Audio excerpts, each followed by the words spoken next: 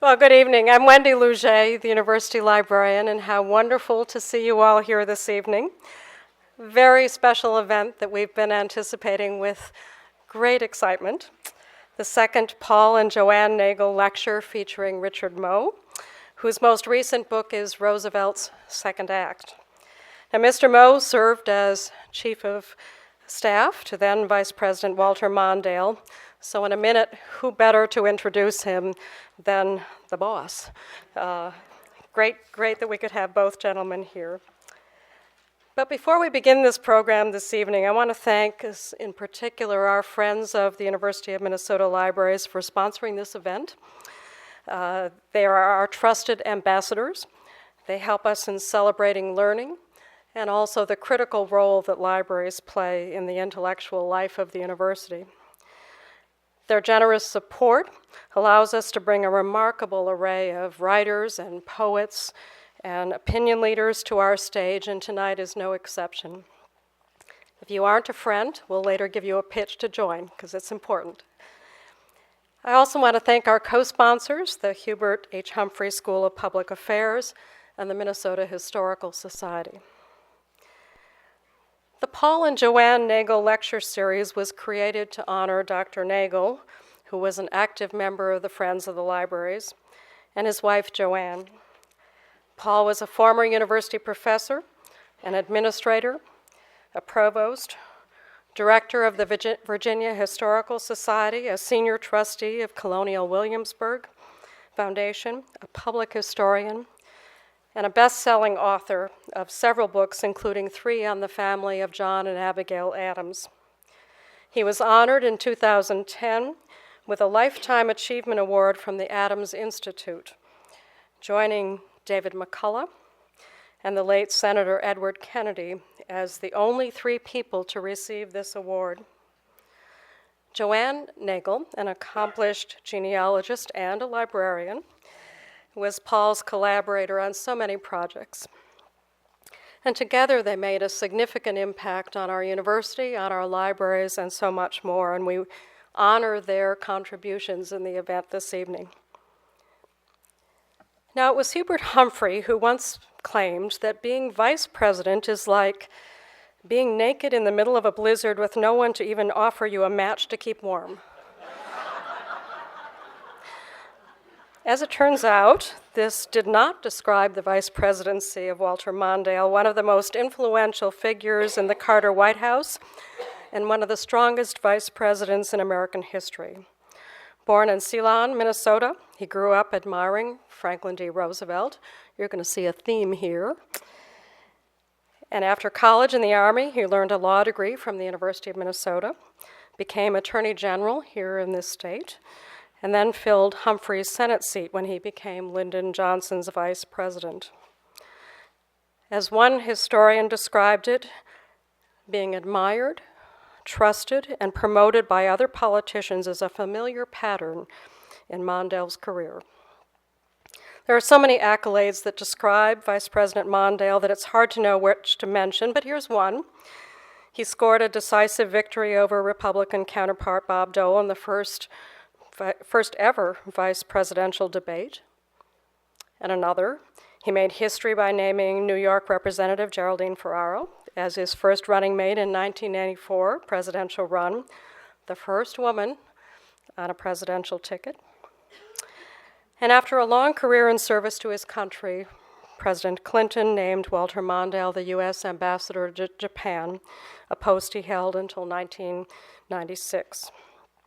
Throughout his career, Vice President Mondale has maintained strong ties to the University of Minnesota Law School, and in 2002, the law school named its building after Walter Mondale. So who better to introduce our speaker tonight? I repeat that. Please join me in welcoming Walter Mondale.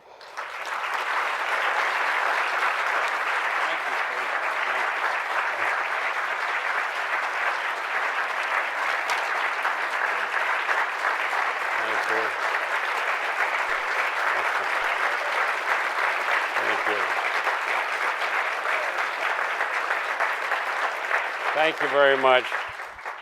Thank you very much, Wendy, for those kind words. I'm delighted to be here tonight to honor Dick and Julia Moe, dear old friends, rooted in Minnesota and a part of the fullest part of intellectual and public life in America. Richard Moe is a local. He's from Duluth, Minnesota. And when I became vice president, somebody came up to me and said, now look, none of this local stuff anymore. You got to have a balanced national staff, north and south.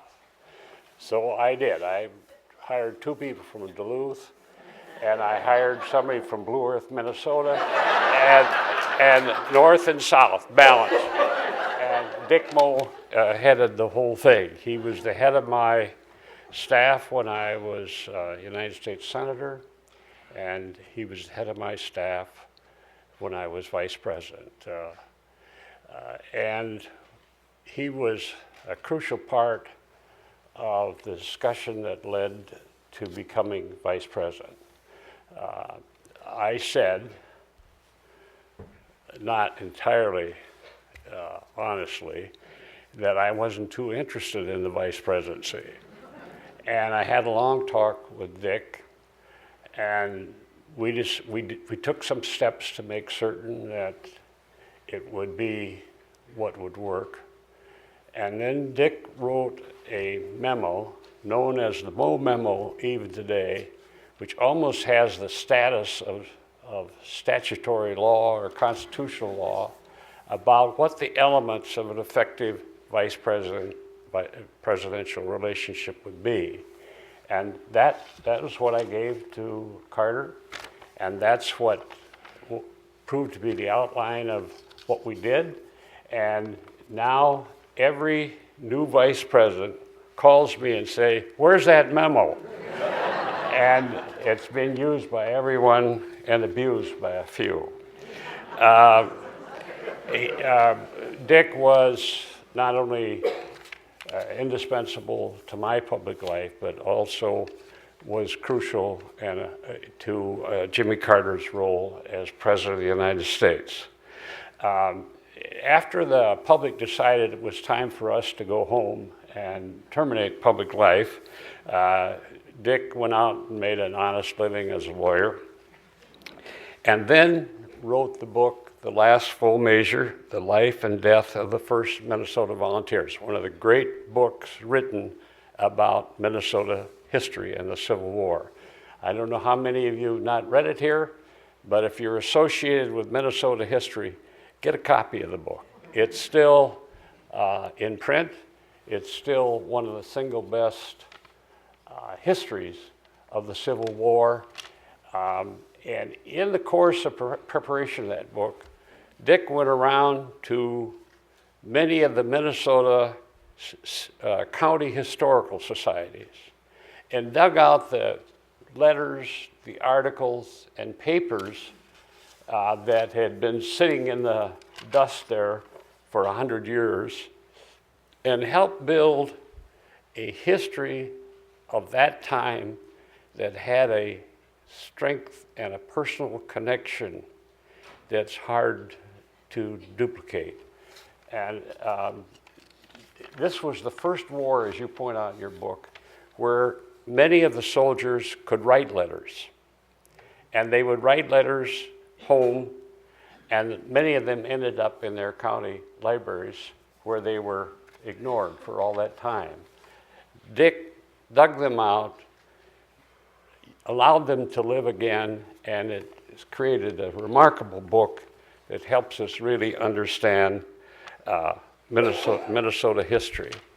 As you know, he developed a deep interest in historic preservation. For 12 years was the president of the National Foundation for his Trust for Historic Preservation, and he brought that thing to life. And they not only saw new ways of trying to make historic preservation relevant to all of us, but he actually got out and got historians to help him to fight things like Disney's attempt to develop a Disney World presentation outside of one of the historic Civil War sites in Virginia. And he was down in New Orleans following that tragedy to make certain that as we rebuilt that part of the country, that we paid full attention to the needs of historic preservation. He has, of course, many firsts to his name. He served on the Ford Foundation Board, prestigious board, for over 12 years. He was active across the country in a whole host of historical efforts. And finally, he's written the book that brings us together here today, Roosevelt's Second Act, The Election of 1940, and the Politics of War. I've read the book. If you haven't read the book, you must read it. Do I get a commission? Yeah. I had not realized what a challenge it was for Roosevelt to move this country that had been so deeply scarred by World War I, traumatized by the deep depression, and wholly unready for war against the Nazis. And yet he knew that somehow he had to steer us in that direction because he could see what was happening in Europe. His hand was forced when the war broke out in 1939 by having to supply destroyers to Great Britain. The huge isolationist part of American public life reacted very violently and powerfully against that move. And he also developed Lend-Lease during a time when we weren't sure we wanted to get involved, yet we had to do something, and he didn't dare move until it was more possible to do so. In the meantime, he had to decide whether he was going to run again for president, the first and only American to seek a third term.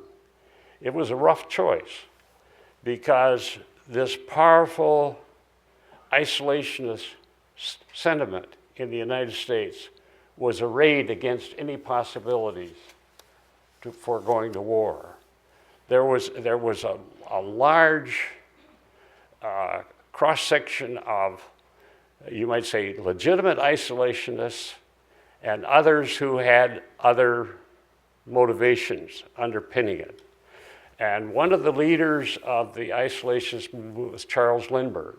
And in this book, there's a careful analysis of Lindbergh's unique role in opposition to our entering into the war, and that also deserves to be read by Minnesotans because, in fairness to Lindbergh, who I've never met, he was not the person that we idolize in our memories now. And he played a particularly, I would say, disturbing role in that period leading up to World War II that does not live well in history.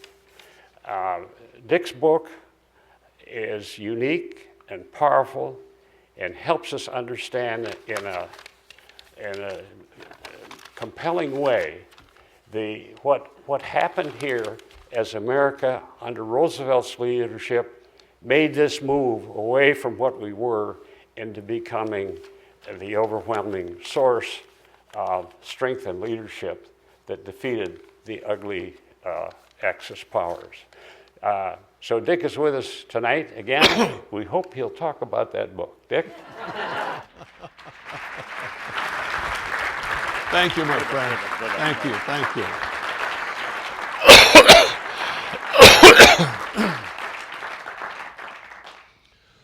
Thank you, Mr. Vice President. I'm deeply honored that you should be introducing me tonight. Someone who's played such an important role in my life and who I was so proud to be associated with for more than 50 years. I'm going to tell you a bit more about this in a few minutes. But first of all, I want to say how pleased I am, Wendy, to have been asked to deliver the Nagel Lecture. This is a high honor. I hoped to be here a year ago, but my health would not permit it. But you've been forbearing, and I appreciate it. It's a great honor to be back here, sponsored by the libraries of the University of Minnesota and the Friends of the Libraries of the University of Minnesota. Great libraries, great cause, and it means a lot. By all accounts, Paul Nagel was an outstanding historian who taught us much, among other things, about the remarkable Adams family. And he himself was a great friend of the libraries, and I wish I'd known him. I also want to thank the Hubert Humphrey School for Public Affairs, where we are tonight, and the Minnesota Historical Society, both organizations with whom I've had long and very happy associations over the years, for their co-sponsorship of this event. But it really is a very special honor to be introduced by this man that I have known for 50 years and come to know very well. It is, there's no question, but as we all know, he's had a very distinguished record of public service, probably one of the most distinguished in Minnesota history. Attorney General, U.S. Senator, Vice President of the United States, nominee of his party for president, U.S. Ambassador to Japan. It's all enormously impressive. But I would suggest that the true measure of someone engaged in public life is not how high he has risen or how many elections he has won, but rather what he has brought to the task in terms of character and commitment to fundamental principles. Principles such as human rights, social justice, and just plain decency in public affairs. That embodiment of what I would call Minnesota values is precisely what stands out brightly in Walter Mondale's record.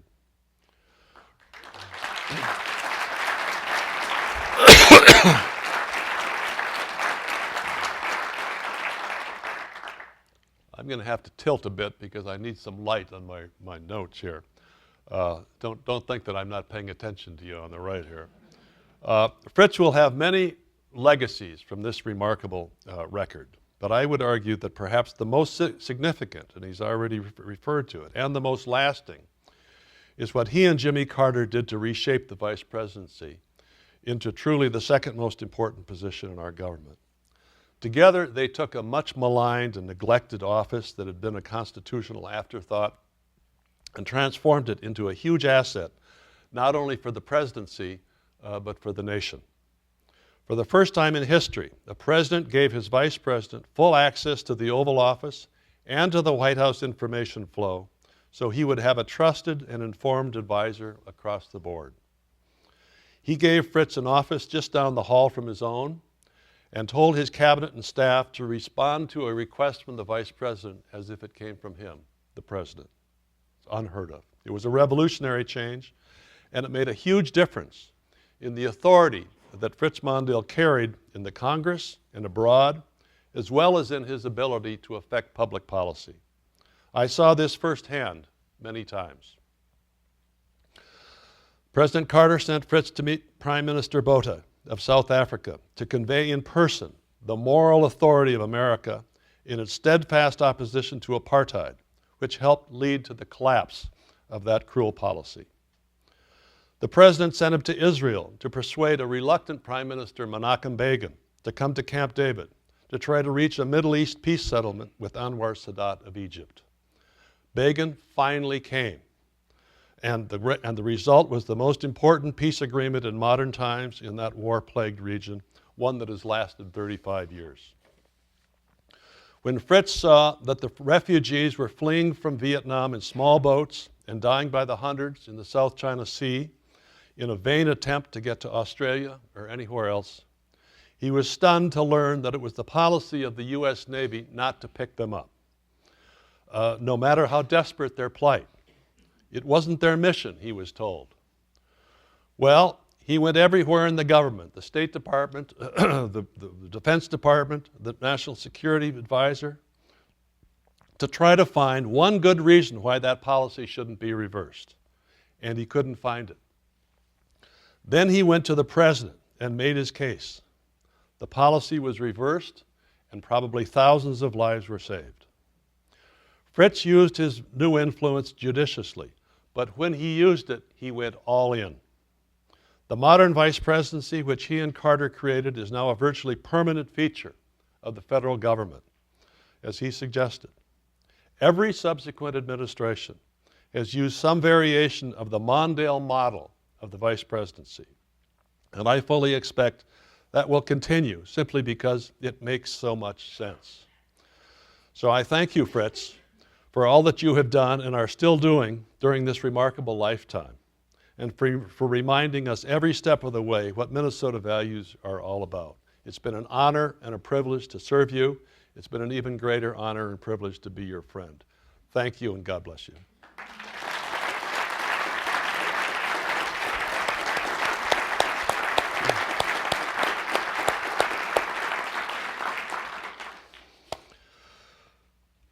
I can't be in this hall without also expressing my debt to Hubert Humphrey.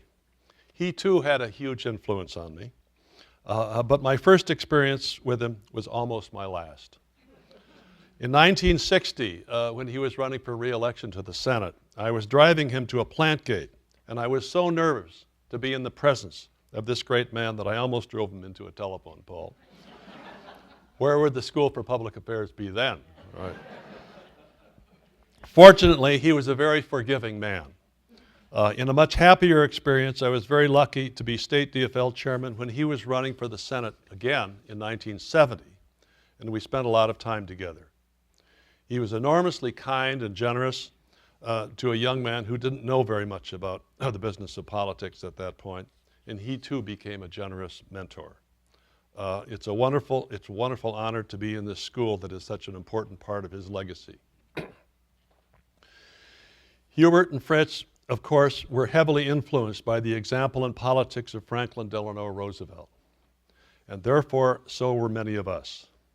Almost everywhere I went as state DFL chairman, whether it was miners' halls in the Iron Range, farmhouses in western Minnesota, or union halls here in Minneapolis, I would see pictures of FDR on the walls, a quarter century after he had died. He still had such a hold on people, and he came to have a hold on me. I was very fortunate, therefore, to have stumbled onto one of the most consequential but largely ignored stories of American history. FDR's decision to run for an unprecedented third term in 1940 when America was on the verge of war. The story was all the more compelling to me because my own White House experience, thanks to Fritz Mondale, caused me to be especially interested in presidential leadership and presidential decision-making. And that's what this story is all about. But I didn't really understand FDR until I started this research. Someone who did understand FDR was Frances Perkins, who was the first woman to serve in any president's cabinet, Secretary of Labor for Franklin Roosevelt. And here's what she had to say about him. Franklin Roosevelt was not a simple man. That quality of simplicity which we delight to think marks the great and noble was not his. He was the most complicated human being I ever knew. And out of this complicated nature, there sprang much of the drive which brought achievement. Now, there have been literally thousands of books written about Franklin Roosevelt, probably more than any other president except Abraham Lincoln. Why do we need another one? That's a fairly good question. Well, almost all of those books have been written about either the New Deal years or the World War II years when he presided over that war. Almost nothing has been written about the connective tissue between those two epochal events. And that was the election of 1940. How did he make the transition from one to the other? From 1939 to 1940, he tried to prepare the country for the war that he knew was coming to the United States. He just instinctively knew it was coming once it started in Europe.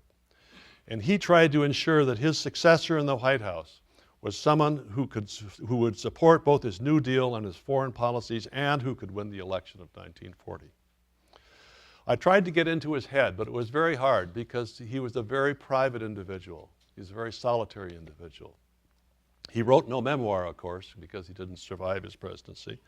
And he wasn't always candid in talking to friends and colleagues. And he didn't have, as I'll explain, didn't have many intimate friends. So just set the scene in September of 1939. He was in the midst of his second term. He was suffering from what we've come to call the second term curse. In fact, he may have invented the second term curse, because after his landslide election of 1936, he seriously overreached the mandate that he had.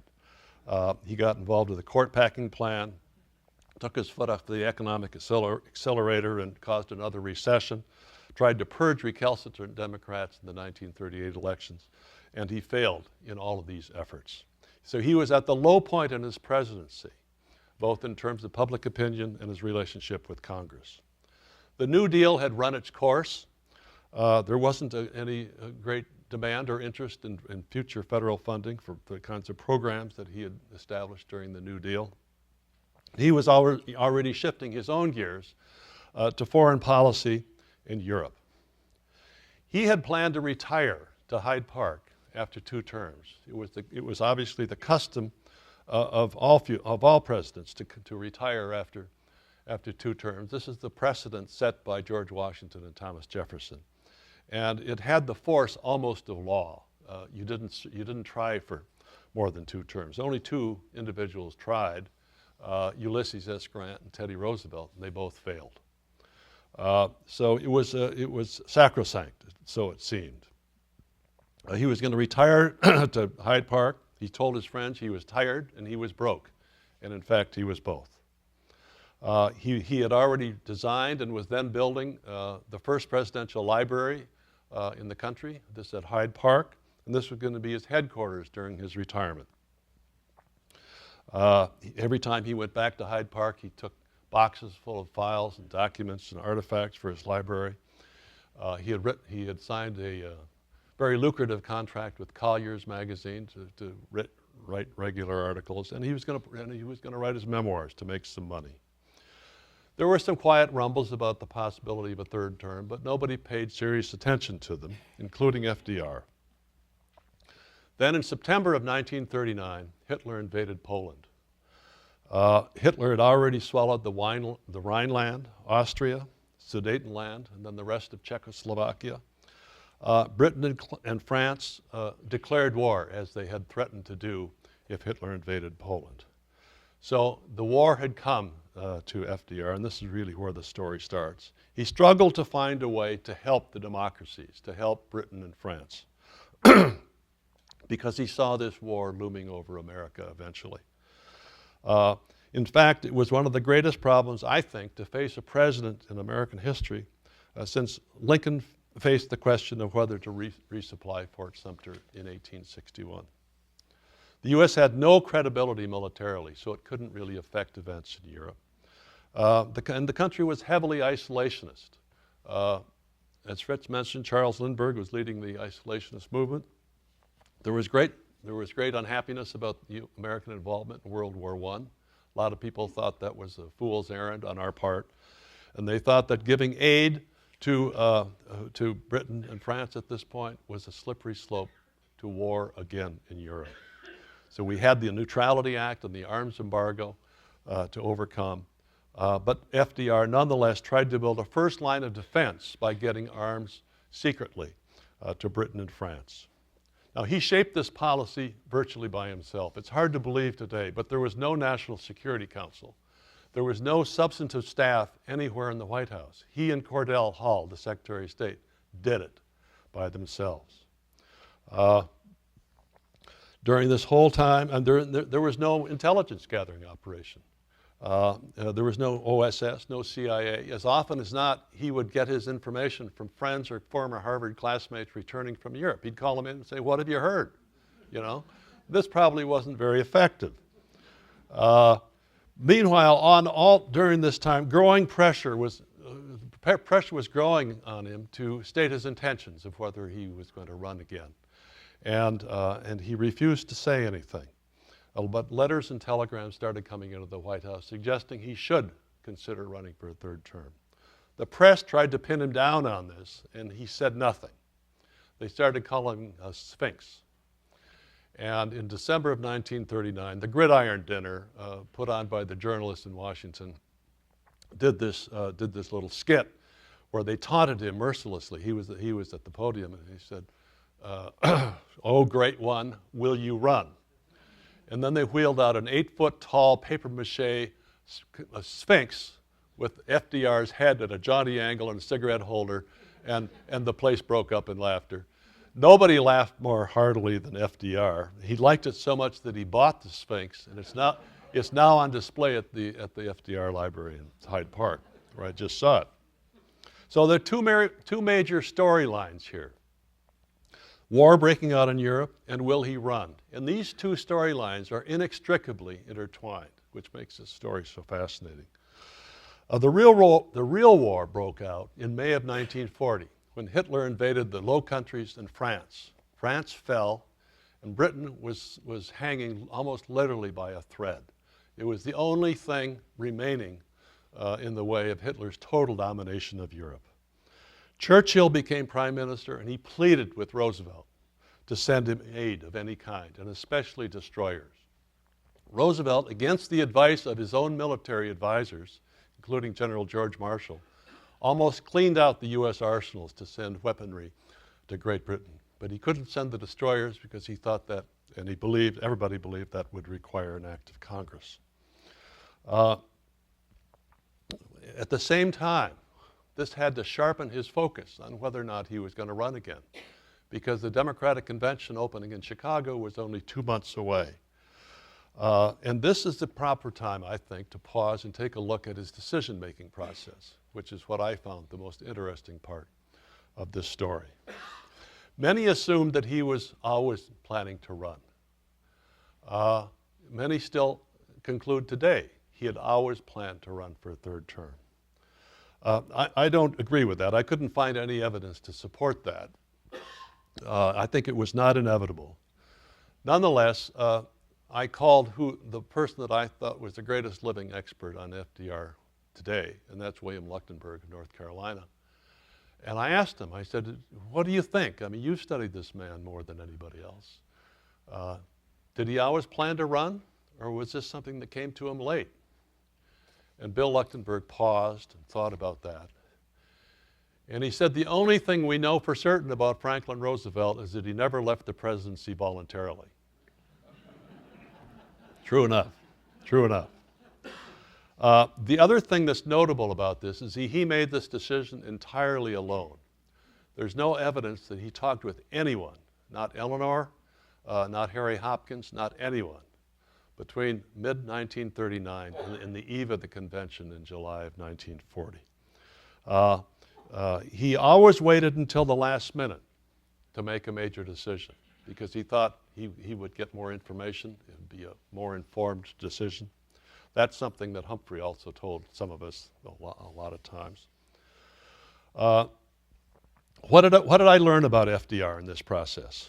Well, he was famously social, but he was essentially solitary. He was a loner. He was born as an only child on a remote estate in a rural area, didn't have many friends growing up.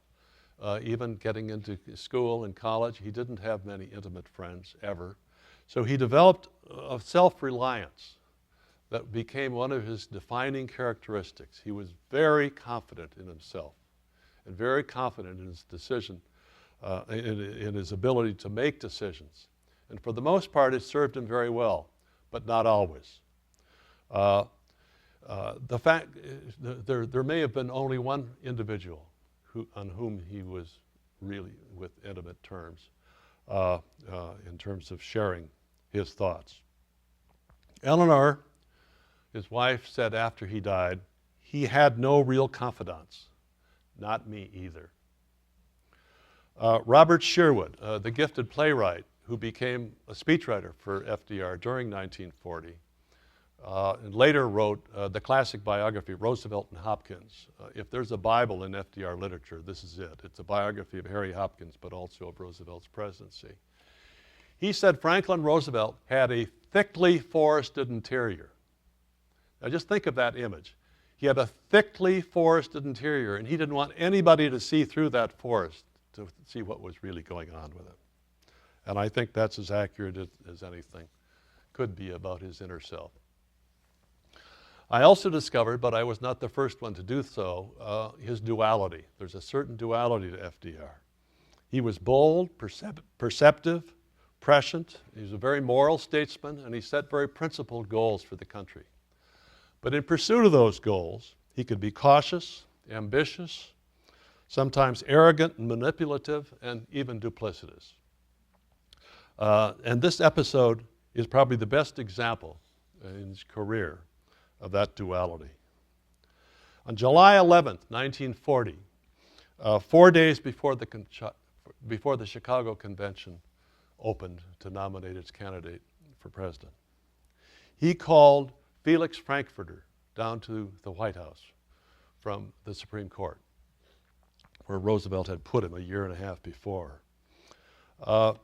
They spent 2 hours talking in the Oval Study. This is not to be confused with the Oval Office, but the Oval Study on the second floor of the residence, adjacent to FDR's bedroom. This is his favorite room in the White House. There's no record of what they talked about, but at the end of the conversation, Roosevelt asked him to draft a memo to him explaining and recounting what he had just told him. Frankfurter said he would do that, but he would also like to request one from Archibald MacLeish, then the Librarian of Congress, also appointed by FDR to that position. Roosevelt said, fine, you can do that, but make it quick and keep it quiet. The next day, Frankfurter returned to the White House with 2 memos, one from himself and one from Archibald MacLeish. And these memos dealt with the question that Roosevelt and Frankfurter had talked about. Was he justified in running for a 3rd term, which had this sacrosanct character about it in American history, given what the United States was facing in Europe in the form of an emergency? They both concluded that he was not only justified in running, but that he had a duty to run, because there was no one else who could do what he did. There was no one else available who had faced a crisis before. There was no one else who could be elected, although FDR, to the very end, tried to persuade Cordell Hull to run, and Hull would not run. So there literally was not anyone else to do it. I thought these memos were the best window into his mind on this subject at this time, that I have them reprinted in full in the appendix. He did decide to run, and he decided to run because of the war, and because he saw the war coming, and he knew that America needed more time to prepare for it. This was a stroke of real insight on his part and courage on his part, because he really, I think, had his heart set on retiring. As much as he enjoyed the presidency, he was going to do this. He couldn't find another Democrat. He offered himself to the party and to the nation, and in a fairly thinly veiled draft, he was nominated. And it set the stage for a very dramatic convention, because there was a lot of resentment amongst the old-style conservative Democrats about how he had remained aloof above the convention and hadn't shared his thoughts with them. And then things really went haywire and tended to unravel when he picked Henry Wallace as his vice presidential candidate. He was the first presidential nominee to pick his own vice president. Before that had been the prerogative of the convention, and they took it very seriously, and they saw this being taken away from them. So there was a revolt going on in the convention. And what happened was very consequential and revealed a very interesting cast of characters, again involving Frances Perkins. She was in Chicago. She saw what was happening. She called the president, begged him to come to Chicago to put out this revolt, and he wouldn't do it. No, he said, I've decided I'm not coming to Chicago, and I'm not coming to Chicago. Well, after going back and forth for a while, they decided that Eleanor should come to Chicago. And this is what Frances Perkins then engineered. very shrewdly and very skillfully. And it saved the convention. It saved the convention for FDR from FDR. And here's what Eleanor said to a hushed crowd that had been all but boisterous until she took the podium. She said, "You can't treat this as an ordinary convention in an ordinary time. The next president will perhaps bear a heavier responsibility than any other man has faced before him." That was so eloquent and so powerful. Wallace did get nominated, for better or worse. He got the nomination, and it saved FDR, as I say, from himself, and it underscored the role of two strong women in politics for maybe the first time in American history in such a prominent role. And Frances Perkins, I think, we all know about what Eleanor did, but Frances Perkins deserves to be much more highly recognized than she is in American history. There were other fascinating characters. Charles A. Lindbergh, Fritz made reference to him. He was, of course, he was a Minnesotan. He was a great aviation hero, much admired for what he did in flying across the Atlantic. But when he went to Europe, he made several trips to Germany, and he was frankly used by the Germans in ways that reinforced the policies of Britain and France to pursue appeasement policies. Franklin Roosevelt told Henry Morgenthau on January of 1940, he said, "If I die tomorrow, I want you to remember one thing: Charles Lindbergh is a Nazi." Charles Lindbergh was not a Nazi, but he was used by the Nazis to reinforce this appeasement policy. And he was incredibly naive, and he allowed himself to be used in ways that Roosevelt detested. Wendell Willkie. What an incredible character Wendell Willkie was. He was a president of a utilities company. He had been a Democrat until a year before he started running for the Republican nomination for president. Highly charismatic, very articulate, very appealing in every way, obviously a decent human being. He had not only been a Democrat, but he was an isolationist. It was very hard to find any distance between Wendell Willkie and FDR. Well, needless to say, there were a lot of old-line conservative Republicans who resented this.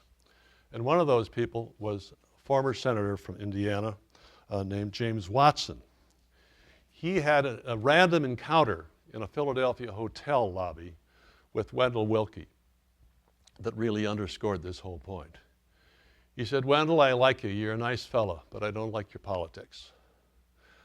Well, Willkie said, "It's true, Senator. I've been a Democrat, but I'm now a Republican. I'm pursuing this nomination, and I tend to get it." Senator said, "Well, Wendell, back in Indiana, we let the whore into church, but we don't let her lead the choir the first night." Kind of made the point. Willkie went on to win the nomination, and he became a very effective candidate, although he got off to a slow start. He'd never run for office before. But what he did as a candidate, and then even after the election, is really noteworthy. He came out before Roosevelt did for the first peacetime draft in American history, which was absolutely essential if we were to prepare for what everybody saw was coming. After the election, when Roosevelt figured out that Lend-Lease was going to be his mandate to save Britain and to arm allies and the democracies around the world, as Fritz mentioned, it was a landmark, hugely consequential action that resonated through all of World War II. Wendell Willkie had dinner with FDR at the White House in the same Oval Study the night before FDR's third inauguration. Willkie was on his way to London, and he took a handwritten letter to Churchill and to the King from Roosevelt, saying how much they were supporting what they did. It was a hugely emotional meeting. Willkie went to London in part as Roosevelt's emissary, was deeply moved by what he saw happening over there, came back and testified in the Congress against the advice of every other prominent Republican in the country, testified for Lend-Lease.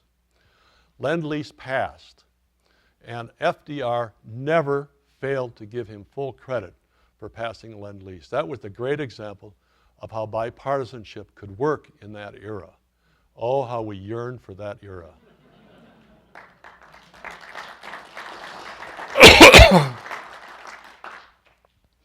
He probably jeopardized his chance for a nomination again in 1944, and he was very interested in that. But he so poisoned his own well with the Republican leadership in that case that he never had the chance. And then, of course, the other consequential person, really fascinating person here, was Winston Churchill, who became prime minister in May of 1940. Churchill and Roosevelt, of course, had met once in 1918 during World War I. Churchill did not remember the encounter. Roosevelt never forgot that Churchill did not remember the encounter.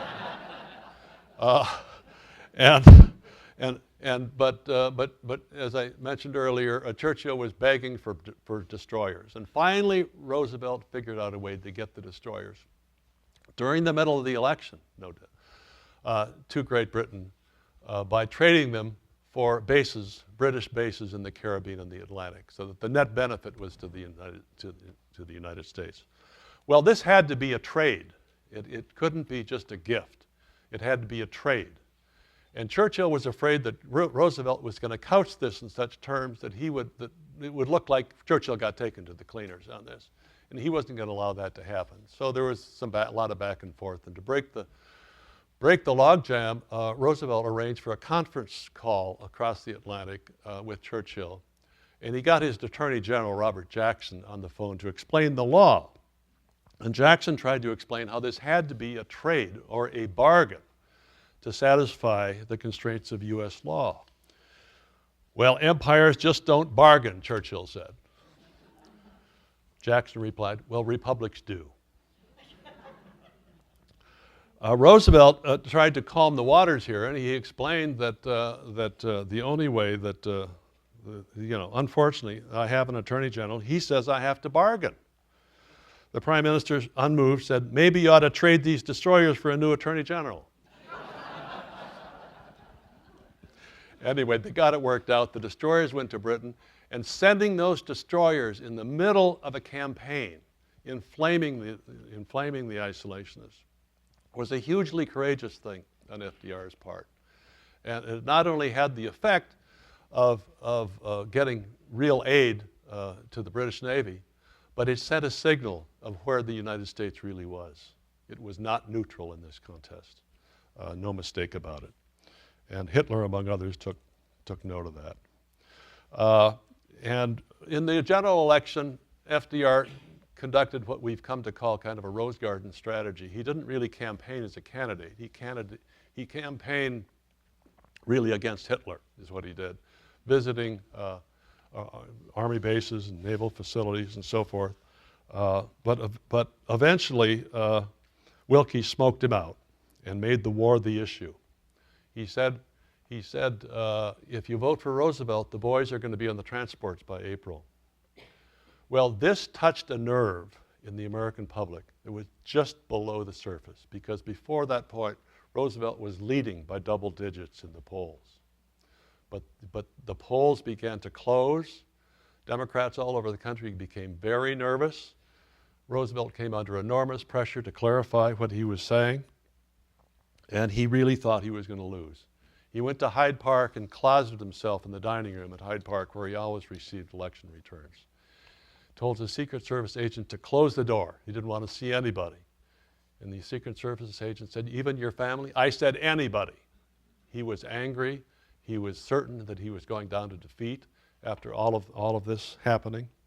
And his Secret Service agent said he'd never seen him sweat like that and lose his nerve. Well, of course, he won the election. It turns out he won the election quite handily.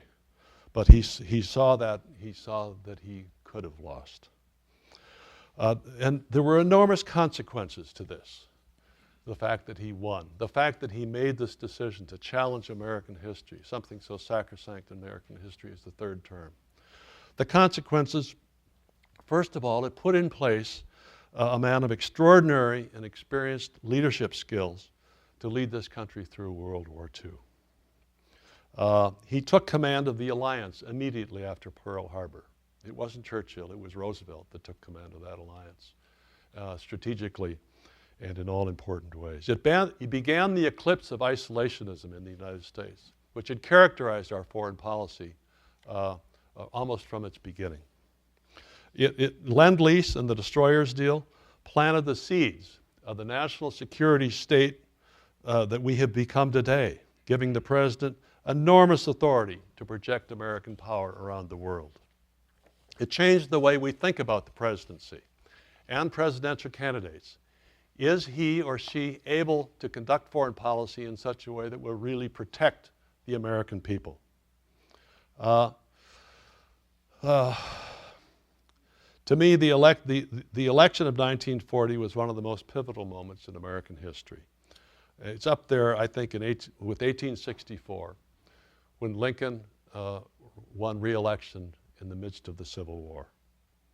Altogether, it was an extraordinary example of presidential leadership. Roosevelt set his sights on saving Britain and giving the United States the time it needed to prepare for war, which he knew was coming. He concluded that he could only accomplish that goal if he challenged 150 years of history and ran himself, and he did. It was a messy process. It wasn't always pretty, but I would argue that it got the right result for the country. We will never get fully into FDR's mind on what he was thinking during this time, because he never revealed it to anyone. But this book is simply my own modest effort to try to penetrate that thickly forested interior that Robert Sherwood talked about. Thank you very much.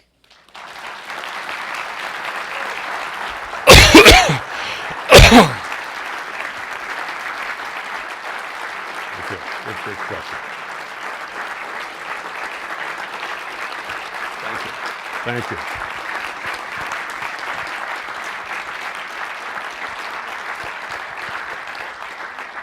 Thank you very much. I really appreciate that and appreciate the chance to come and talk about this subject that I feel so strongly about. Wendy says we have about 10 minutes for questions or whatever, and there are roving microphones around. Who's going to be the gutsy first person to try to get into this? Anybody have a question? There's one up there. I hope this won't throw me out. Will Hillary wait until 4 days before the convention? I would bet against it. I would bet against it. But while I'm on the subject of Wendell Willkie, I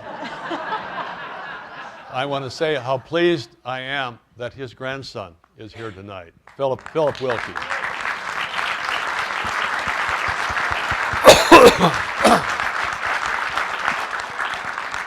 Now, any more tough historical questions?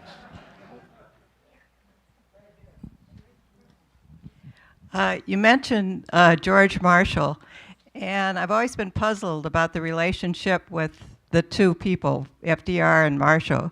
Could you comment a little bit more about that? Well, it was an interesting relationship. He was first the deputy chief of staff, then the chief of staff of the Army. But he sat in a meeting with FDR early in 38 or 39, talking about about how to get aid to Britain, to Great Britain. And FDR was making the case he'd really already made up his mind. He was going to try to get 50,000 planes to France every year. Well, it was a preposterous number, way beyond our capacity to do that. And everybody was kind of nodding because they could read the body language of FDR. He had decided this. He wasn't really asking for a discussion. And he came back, he went around the room, and he came to Marshall and he said, George, don't you think that's a pretty good idea? Well, first of all, nobody ever called him George, not even his wife.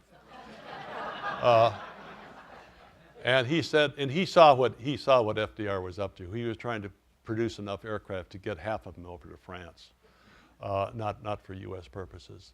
And he said, no, I don't. I don't think that's right. It has to be part of an overall strategy. So he had the guts to stand up to Roosevelt and disagree with him. And not just the two of them, but there was a room full of people. And Roosevelt respected that. And he made him eventually the chief of staff. And they had a very good working relationship during most of the war. I've just been reading about the first year of the war, where they had a disagreement about whether or not to go into North Africa. George Marshall did not want to send American troops into North Africa. Well, Roosevelt knew that they were not battle tested. They had to be tested somewhere. They were not ready to invade the mainland of Europe, and FDR overruled them. So they had these strategic and sometimes even tactical disagreements, but they had enormous respect for each other. And I think it was one of the great wartime relationships in American history. Yes, down here. When I was watching the show about FDR, The Ken Burns, yeah, that one. Wasn't that good? I didn't know about most of that, and when I was watching that and then looking at recent events with ISIS and the growth of ISIS taking over all that stuff, and I saw a parallel between that and what the Nazis were doing in Europe, where they kind of grabbed more and more territory, and the U.S. didn't know what to do about it, and it just seems to be like history sort of repeating itself, and I wondered if you had anything to say about that. Well, history does repeat itself, and it repeats itself here because there are always bad guys around, really bad guys, whether it's Adolf Hitler or ISIS, doing really bad things and totally offensive to all of our sensibilities and to our security. Obviously, there are huge differences because Hitler's aggression in Europe was very calculated, very organized, very intimidating. So far, ISIS, we've seen in what it's doing in Syria and Iraq. We don't know where it's going, but I think we're absolutely right to be taking it on because these are bad people, and they need to be stopped. However, we can do it if we have a capability of doing that. Well, but in terms of what the president has deciding to do versus people not wanting him to send in soldiers. Yeah, no, these are why these people. This is why these are the days they earn their pay. When they make these really tough decisions. And they're not easy. It wasn't easy for FDR. It's not easy today for Barack Obama. Believe me. And Fritz has seen this firsthand. He saw President Carter make some excruciatingly difficult decisions, like whether to send a rescue mission to get the hostages out of Iran. I mean, they're always going to be really difficult decisions. Dick, speaking of bad guys, Charles Lindbergh, another Minnesotan, he's kind of troubling. I made a speech in Des Moines that was clearly anti-Semitic. He went to Berlin multiple times. He received, the whole history, Yes. Received their top award. Yes. I mean, what do you make of Mr. Lindbergh? I think it was anti-Semitic, whether he was a Nazi, I don't know, maybe that's going too far. He was definitely anti-Semitic. I don't think there's any question about it. And the Des Moines speech illustrates that, I think, pretty clearly, conclusively. He had these nativist prejudices. He was way out of his depth when it came to international politics. I mean, there was a case for isolationism, but it wasn't. It was less and less compelling, and he never really. It wasn't until Pearl Harbor that he gave up, that he recognized what the United States was up against. So I think that, and Fritz made some references to this, I think, very appropriately.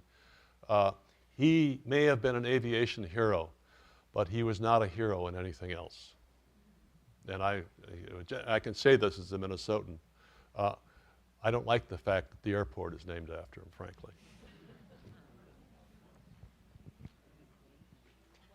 Yes. So it's well documented that Vice President John Nance Garner and FDR didn't get along that well. Correct. But FDR obviously selected Henry Wallace and allowed him early access to war commissions and stuff like that. Can you comment on FDR's and Henry Wallace's relationship versus Jimmy Carter and Vice President Mondale's relationship? Not quite as good. Right. He was badly staffed, you could say.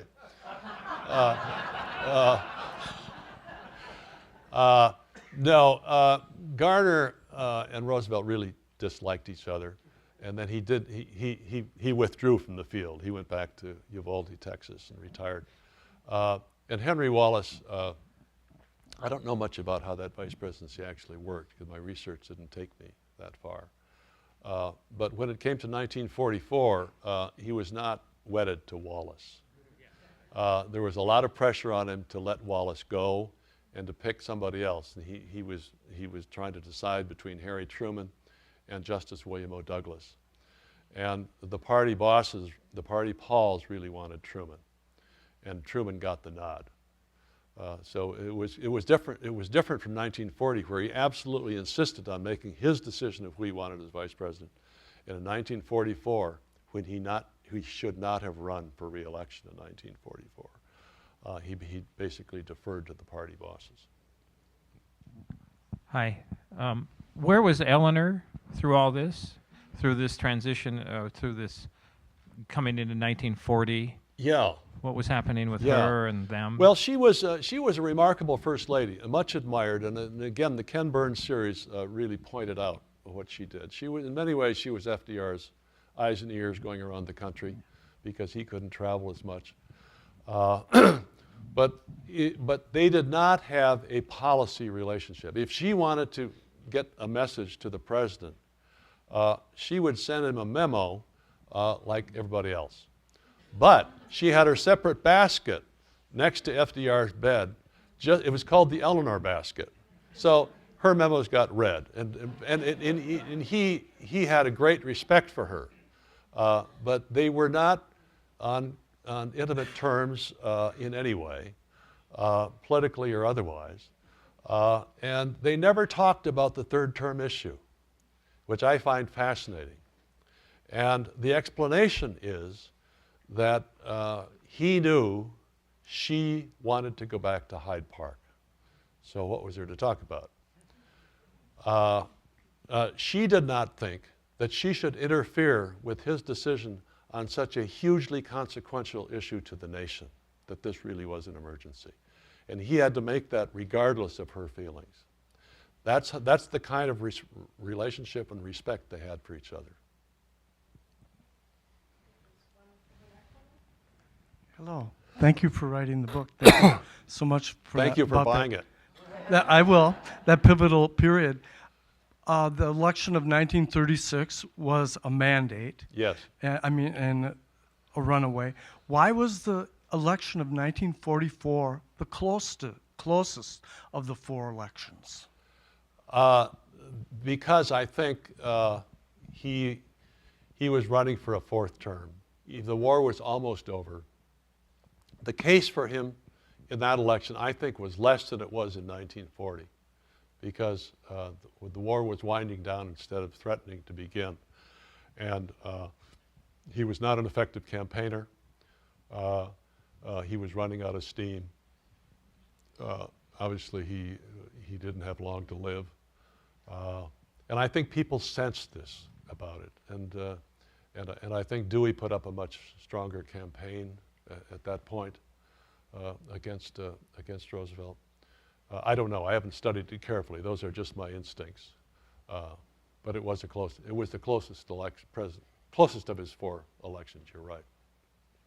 One of the many interesting parts of your book. There you are. Interesting parts of your book is a discussion of the other Democrats who were hoping that maybe they might get the nomination in 1940, or hoping that at the least their names might actually be mentioned at the convention, or their names put in nomination.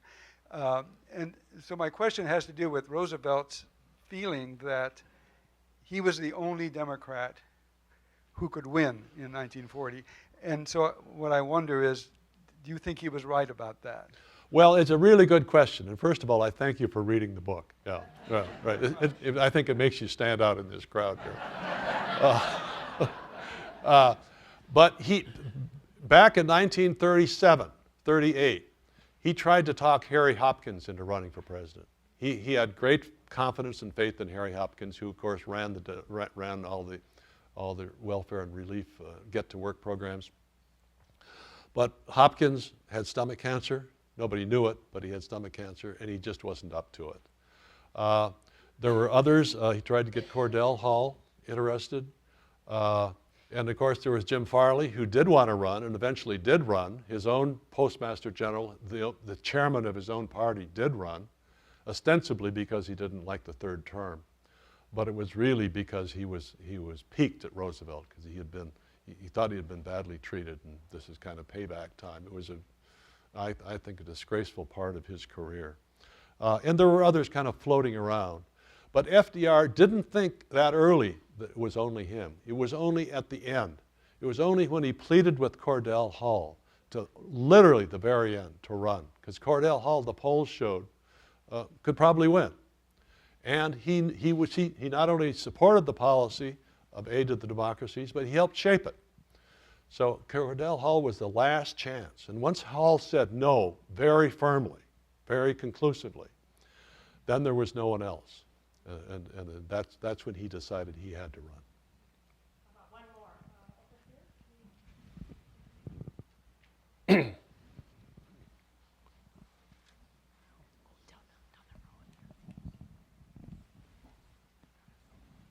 Thank you. I too am reading your book right now and struck by the beauty of language, Thank you. the scholarship, and I'm wondering if anyone has approached you or if you've thought of writing a version of it for young adults, for high school students, as some of the other people have done recently.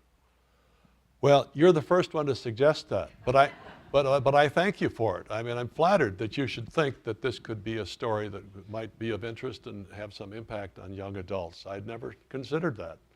But given that the research is all done, why not? Why not? Thank you. The evening has clearly been a success. Thank you very much. Thank you all. Thank you all.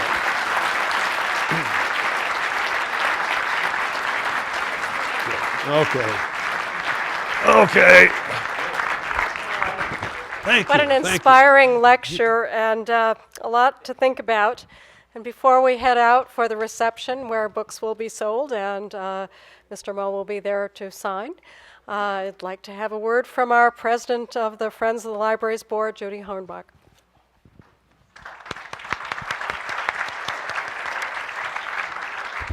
I wouldn't clap, I'm just going to hit you up.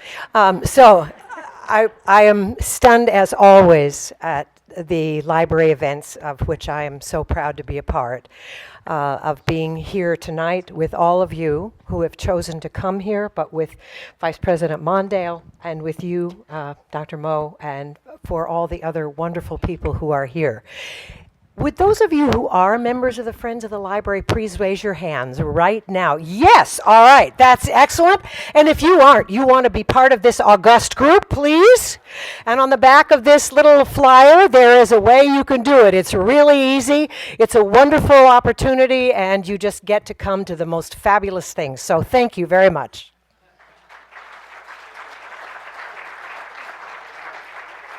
Okay, one last public service announcement. Our next event for the Friends of the Library is Minnesota mystery writer Mary Logue. Hope you'll join us for that on December 2nd. And please join us out for a dessert reception and a chance to acquire a copy of the book if you haven't already. Thank you all for joining us.